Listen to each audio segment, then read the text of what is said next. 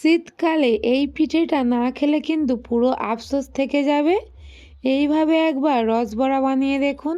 বিউলির ডাল দিয়ে যে এত সুন্দর রসবড়া তৈরি হয়ে যায়, না দেখলে কিন্তু বিশ্বাসই হবে না। আর এতটাই নরম তুলতুলে হয়, মুখে দেওয়ার সাথে সাথেই মিলিয়ে যায় আর খেতেও লাগে অসম্ভব সুন্দর। চলুন তাহলে এই রেসিপিটি শুরু করি। আমি এখানে 200 গ্রাম বিউলির ডাল প্রায় 7 থেকে 8 ঘন্টা মতো জলে ভিজিয়ে রেখেছি। আর ডালগুলো দেখুন ভিজে গিয়ে ফুলে উঠেছে। হাত দিয়ে একটুখানি চাপলে দেখুন ডালগুলো কিন্তু খুব সুন্দরভাবে ভেঙেও যাচ্ছে। এখন আমি এই ডালগুলো একটা মিক্সারের মধ্যে দিয়ে দেব। ডালগুলোকে একটু জল থেকে ভালোভাবে ছেঁকে নিয়ে দিয়ে দিচ্ছি।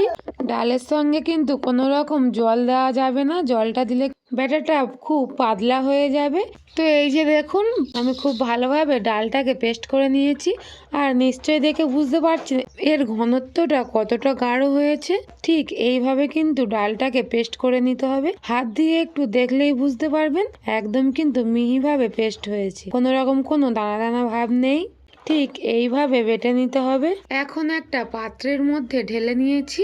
ঠিক এইভাবে আমি সবগুলো ডাল পেস্ট করে নিয়েছি। আর এই ডাল বাটাটাকে দেখুন একটু বেশি ঘন মনে হচ্ছে, সেই জন্য আমি মিক্সিটা ধুয়ে একদমই সামান্য জল দিয়ে দিয়েছি এর মধ্যে। এখন এর মধ্যে দিয়ে দেব হাফ চামচ মতো কালো জিরে আর স্বাদ মতো নুন। ব্যাস, এর মধ্যে আর কিছুই লাগবে না। এখন খুব ভালোভাবে হাত দিয়ে এটাকে একটু ফেটিয়ে নিতে হবে।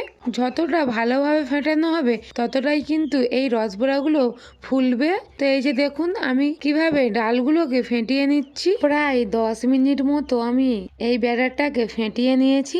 আর ব্যাটারটা দেখুন আগের তুলনায় অনেক কিন্তু ফুলে উঠেছে আর হালকা হয়ে গেছে। আমি এই ব্যাটারটা ফেটানোটা হয়েছে নাকি বোঝার জন্য এখানে একটা বাটিতে অল্প করে জল নিয়েছি।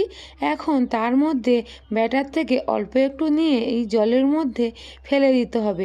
যদি এই জলের মধ্যে ব্যাটারটা ভেসে ওঠে তাহলে বুঝে নিতে হবে একদমই পারফেক্ট তৈরি হয়েছে।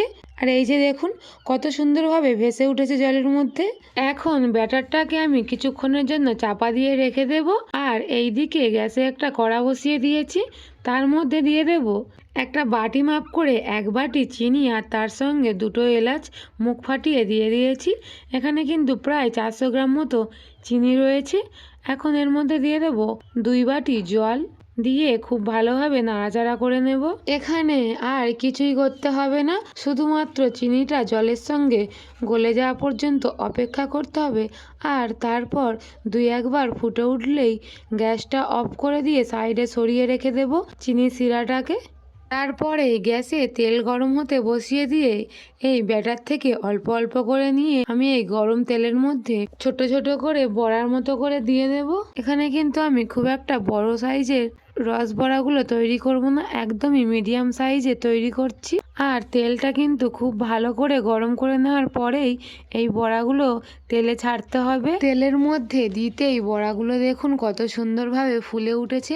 এখন আমি এই বড়াগুলোকে একটু উল্টে পাল্টে খুব ভালোভাবে লাল লাল ভাবে ভেজে নিচ্ছি। এই যে দেখুন খুব সুন্দরভাবে কিন্তু বড়াগুলোকে ভেজে নিয়েছি।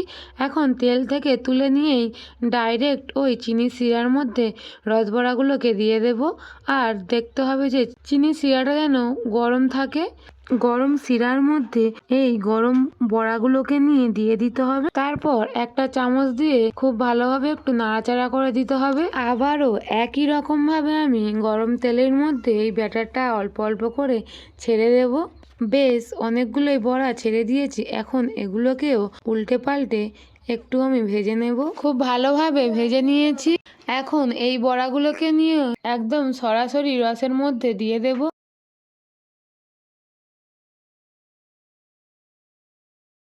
এখন একটা চামচ দিয়ে খুব ভালোভাবে নাড়িয়ে চাড়িয়ে দেব। নিচের বড়াগুলোকে ওপরে তুলে দেব, দিয়ে একটু নাড়িয়ে চাড়িয়ে দিচ্ছি। আর এটাকে চাপা দিয়ে রেখে দেব যতক্ষণ না পর্যন্ত খুব ভালোভাবে ঠান্ডা হয়ে যাচ্ছে। প্রায় 1 ঘন্টা মতো এটাকে রেস্টে রেখে দিয়েছিলাম। এখন এই রসবড়াগুলো খুব ভালোভাবে ঠান্ডা হয়ে গেছে আর ফুলেও ডবল হয়ে গেছে। কত সুন্দরভাবে রস শুষে নিয়েছে দেখুন। তাহলে দেখলেনই তো কত সহজে তৈরি হয়ে গেল একদমই নরম তুলতুলে মুখে মিলিয়ে যাওয়ার মতো এই রকম সুস্বাদু রসবড়া পিঠে। রসবড়া আমি আপনাদেরকে ভেঙেও দেখিয়ে দিচ্ছি কতটা নরম হয়েছে দেখুন। আমার ভিডিওটি ভালো লাগলে চ্যানেলটি সাবস্ক্রাইব করে পাশে থাকার অনুরোধ রইল।